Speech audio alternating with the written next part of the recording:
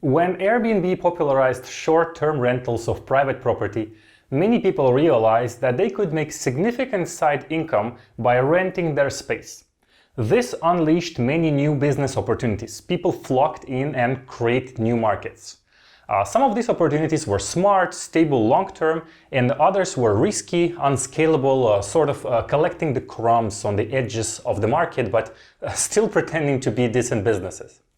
And then the illness came that halted most of the international travel and cancelled big gatherings. The damage to the industry was critical. Airbnb itself laid off masses of employees and slashed its valuation, missing its IPO goals, which looked extremely promising in the pre-pandemic world. A lot of people defaulted on their mortgages, arbitrage businesses went bankrupt, and startups shut down.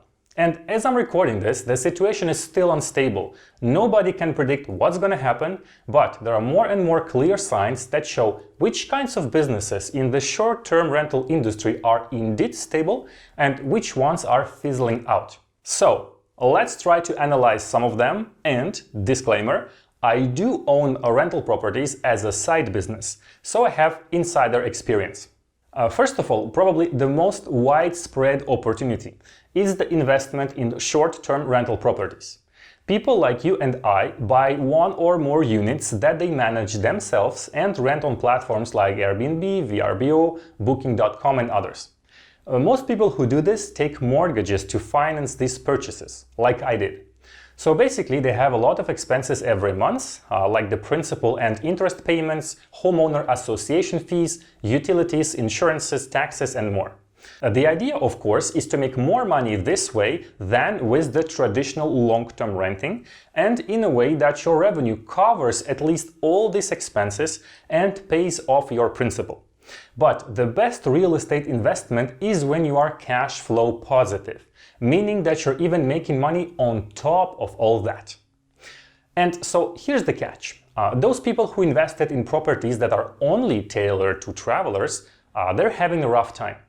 If they were cash flow positive thanks to this type of clients only, it means that now, as long as the crisis lasts, they have to earn money from other sources in order to pay off part of the mortgage and expenses of their investment property, which is not cash flow positive anymore.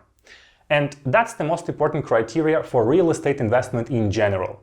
Make sure that your unit is cash flow positive with short-term rentals and at least neutral with long-term rentals.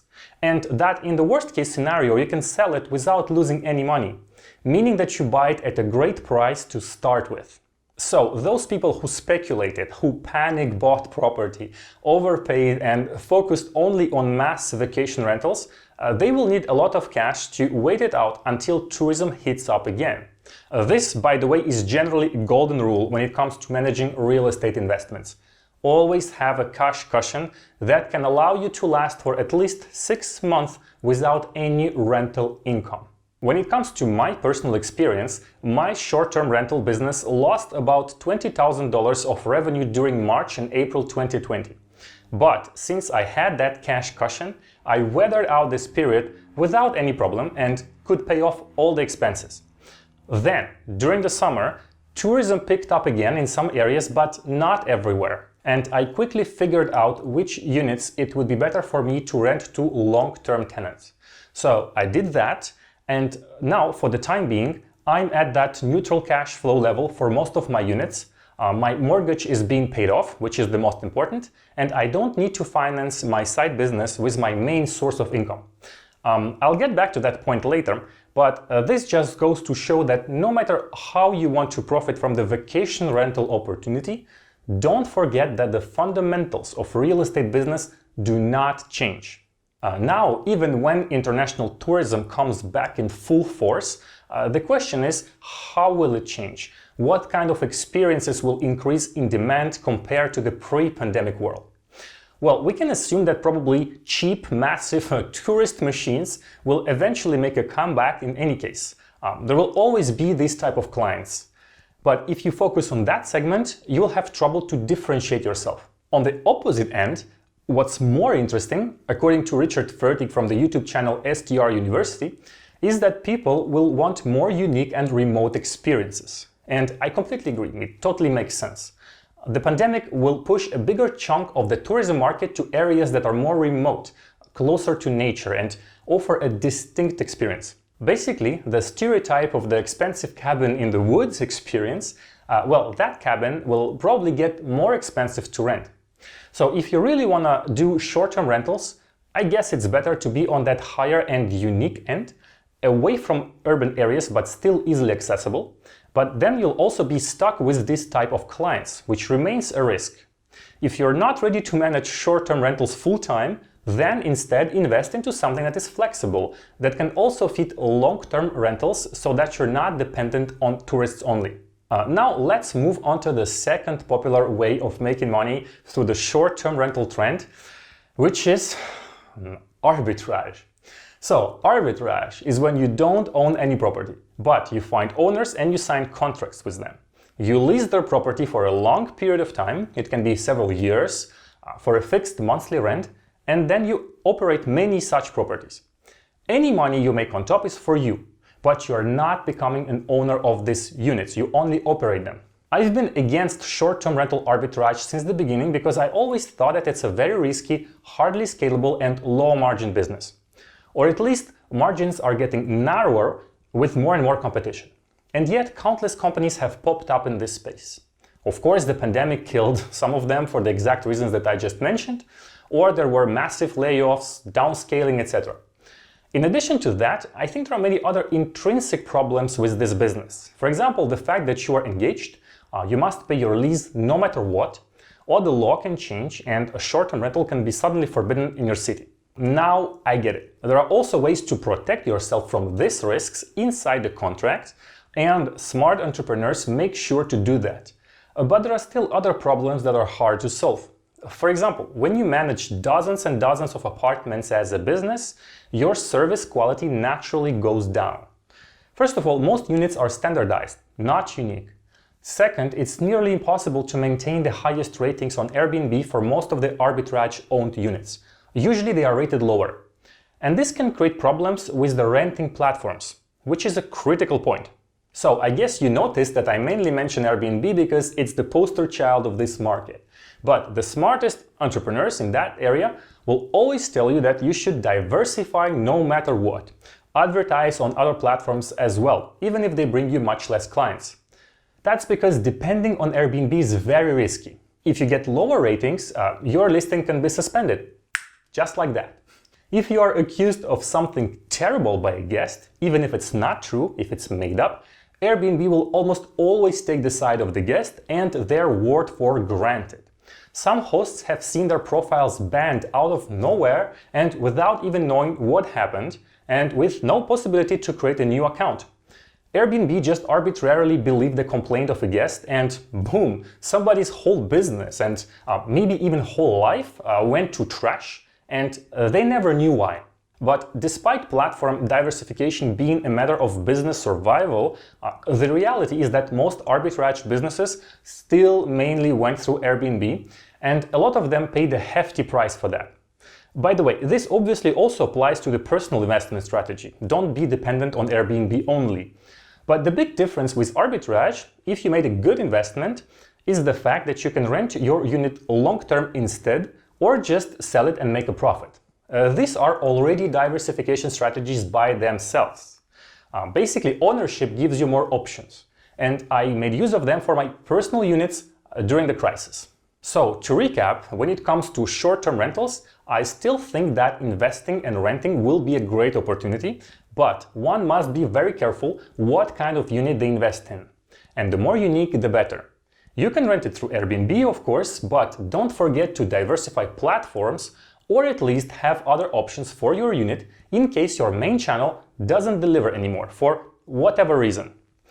And arbitrage, I wouldn't recommend it personally, especially that the competition now is very tough, but of course, you do what you want.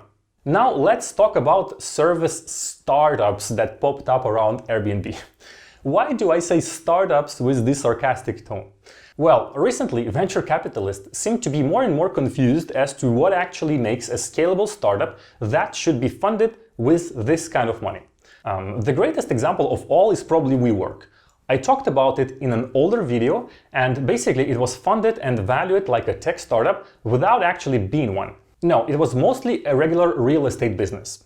Technically an arbitrage business, by the way. And the same thing happened with many businesses around Airbnb. Some of these arbitrage companies have been funded by venture money, which is ridiculous, just like WeWork, same thing. And worse, some host service companies, which help with things like cleaning, check-in and check-out, laundry management, some of them were also funded by VC. Like, what the f***, right? That is not scalable. That's not innovative in any way. It's not because you're saying that you focus on Airbnb rentals that it makes your cleaning company somehow different from a traditional one. So WeWork crashed and many of these companies went bankrupt, and all of this before the pandemic even hit. So if anything, I do believe that these are average, low margin, local business opportunities, especially that so many things change, like for example, check-in and check-out. Many of these companies provided this as a paid service, but hosts eventually figured out that it's completely unnecessary because guests can just do self-check-ins with key boxes or smart locks. So these service startups ended up being just basic cleaning companies after all. If you ever thought about starting such a business, just don't be naive about its potential. It will probably work, but the fact that you focus on fashionable new short-term rentals won't make it any different from a traditional business of the same kind. But on the other hand, if you go beyond that, for example, a complete short-term rental agency could be a more interesting local business. Originally, I would say that it's not any different from the traditional ones, except that their service quality is extremely low, and that's where there is an opportunity. Not many people know how to provide the best service for short-term travelers on Airbnb and how to be efficient to maximize your profits at the same time. Also, Airbnb is quite widespread now, and there's a thing that I would call host fatigue. Many people who invested in such properties years ago are now tired of managing them, and the pressure and abuse coming directly from Airbnb is insane. So if you feel like you have the energy to do this work instead, you'll be able to convince some hosts to let you manage their units. And just to be clear, the difference between this and arbitrage is that you don't sign long-term leases for a fixed monthly rent. No, you earn commissions. So if a unit doesn't make a lot of money, it won't be a problem for you. However, you will have to perform, obviously, to make sure the owners keep working with you, that it's more interesting for them compared to renting to a long-term tenant. Also, arbitrage businesses typically lease empty spaces and then furnish them. But if you create an agency, you will just take over the management of completely ready units. The most important here is to select higher-end properties that will result in bigger commissions for you, of course. So you should not manage cheap, basic units. It will take you the same amount of time, but you'll earn much less. Also, the agencies often add a minimum commission amount for each rental. For example, let's say that your commission is 20 or 25%, but in addition to that, you'll always take a minimum of, let's say, $200 on each booking, meaning that you won't accept bookings that generate you less than $200 commission. So you can make it pretty safe for you, but watch out for regulations, of course. In some countries you need permits to manage properties, which is ridiculous, obviously, but you have to play by the rules. And that, by the way, applies to everything I said in this video. Always check what kind of business you can and cannot do, and what are the local laws, and keep in mind that these laws can change, and you should establish your business and invest with this risk in mind. If you enjoyed this video, please give it a like and subscribe to my channel. See you soon!